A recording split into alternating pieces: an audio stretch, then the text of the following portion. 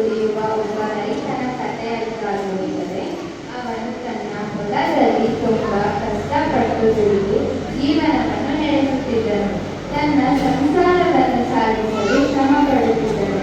ರೈತನು ತುಂಬಾ ಬಡ ಕುಟುಂಬದಲ್ಲಿ ಬೆಳೆದಿದ್ದರಿಂದ ಮಕ್ಕಳನ್ನು ಓದಿಸಿ ಬುದ್ಧಿವಂತರಾಗಿ ಮಾಡಬೇಕೆಂಬ ಕನಸನ್ನು ಕಂಡಿದ್ದನು. ಅದಕ್ಕಾಗಿ ಹಗಲು ರಾತ್ರಿ ಎನ್ನದೇ ದುಡಿಯುತ್ತಿದ್ದನು.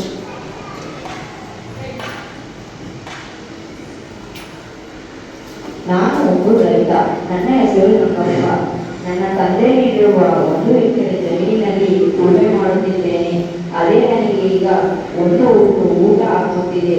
ಅದರಲ್ಲಿ ನನ್ನ ಮಗನಿಗೆ ಚೆನ್ನಾಗಿ ಓದಿಸಬೇಕೆನ್ನುವ ಹಂಬಲವನ್ನು ಹೊಂದಿದ್ದೇನೆ. ಅದಕ್ಕಾಗಿ ತುಂಬ ಶ್ರಮಪಟ್ಟು ನನ್ನ ಮಗನಿಗೆ ವಿದ್ಯಾಭ್ಯಾಸ ಕೊಡಿಸುತ್ತಿದ್ದೇನೆ. ಇವನು ನನ್ನ ಮಗ ರಾಜು. ಅವನಿಗೆ ಇಂಜಿನಿಯರ್ ಸೇರುತ್ತಿದ್ದಾನೆ. ಈಗ ಅವನನ್ನು ಓದಲು ಬೆಂಗಳೂರು ಪಟ್ಟಣಕ್ಕೆ ಕಳಿಸುತ್ತಿದ್ದೇನೆ. ಮಗನ ಪಾತ್ರಧಾರಿ ರಾಜು. ಅಪ್ಪ, ನಾನು ಹೊರಡೋಕೆ ಹಣದ ವ್ಯವಸ್ಥೆ ಆಗಿದ್ದೇವೆ, ಇದ್ದರೆ ಕೊಡಿಪ್ಪ. ಅಪ್ಪ, ಸರಿಪ್ಪ, ನೀನು ಹೋಗಲೇಬೇಕೆಂಬ ಹಂಬಲದಿಂದ ನಾನು ಹಣವನ್ನು ಹೊಂದಿಸಿದ್ದೇನೆ. ರಾಜು. ಅಪ್ಪ, ನಾನು ಆಸೆಯಂತೆ ಉನ್ನತ ವಿದ್ಯಾಲಯವನ್ನು ಪಡೆದುಕೊಳ್ಳುತ್ತೇನೆ. ನನಗೆ ಆಶೀರ್ವಾದ ಮಾಡಿ. ಅಪ್ಪ ಖುಷಿಯಿಂದ ಆಶೀರ್ವದಿಸಿ ಕಳಿಸುತ್ತಾರೆ.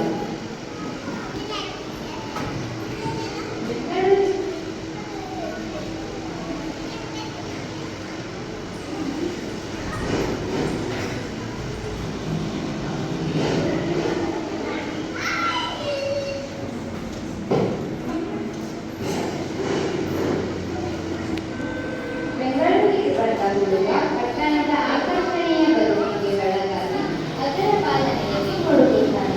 ತಂದೆಯ ಕಷ್ಟವನ್ನು ಅರಿಯದೆ ತನ್ನದೇ ಆದ ಆಸೆಗಳನ್ನು ಈಡೇರಿಸುವ ಒತ್ತಾಯವನ್ನು ಮಾಡುತ್ತಿದ್ದಾನೆ. ತಂದೆಯ ಬಳಿ ಸುಳ್ಳನ್ನು ಹೇಳುವ ಮೂಲಕ ತನಗೆ ಬೇಕಾದ ಅಗತ್ಯತೆಗಳನ್ನು ಪೂರೈಸಿಕೊಳ್ಳುತ್ತಿದ್ದನು. ಇದನ್ನು ಅರಿಯದ ತಂದೆ ಮಗನನ್ನು ಓದಿಸುವ ಹಂಬಲಕ್ಕಾಗಿ ಎಲ್ಲರ ಹತ್ತಿರ ಸಾಲವನ್ನು ಪಡೆಯುತ್ತಿದ್ದರು. ಈ ತರ 2 ವರ್ಷವರೆಗೂ ನಡೆಯುತ್ತಿತ್ತು.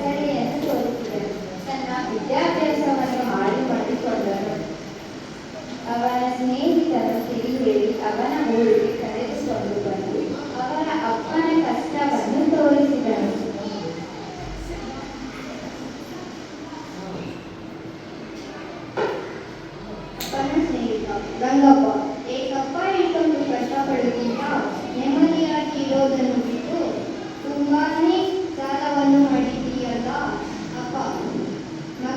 ಮಕ್ಕಳಿಗಾಗಿ ಮಾಡುವ ಯಾವುದೂ ಕೆಲಸವೂ ಕಷ್ಟವಾಗುವುದಿಲ್ಲ. ಅವರು ಓದಿದ ನಂತರ ನನಗೆ ಈ ಸಮಸ್ಯೆಗಳನ್ನು ಪರಿಹಾರ ಮಾಡುತ್ತಾರೆ. ನನಗೆ ಆ ನಂಬಿಕೆ ಇದೆ.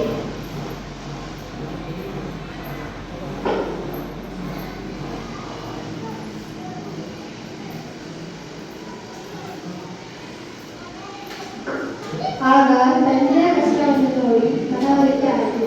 ಅವನ ಮೇಲೆ ಅವನಿಗೆ ಜಿಗುಪ್ಸೆ ಆಯಿತು. ತಂದೆಯ ತನ್ನ ಬಗ್ಗೆ ತಿಳಿಯದ ಹಾಗೂ ತನ್ನ ತಪ್ಪುಗಳನ್ನು ಮರೆತು ಮುಂದಿನ ವಿದ್ಯಾಭ್ಯಾಸವನ್ನು ಚೆನ್ನಾಗಿ ಪೂರ್ಣಗೊಳಿಸುವಲ್ಲಿ ಯಶಸ್ವಿಯಾಗಿದ್ದನು. ತಂದೆಯನ್ನು ಪಡೆದು ತನ್ನ ತಂದೆ ತನಗೋಸ್ಕರ ಮಾಡಿದ ಸಾಲವನ್ನು ತೀರಿಸಿ ಒಬ್ಬ ಉತ್ತಮ ಮಗನಾದನು.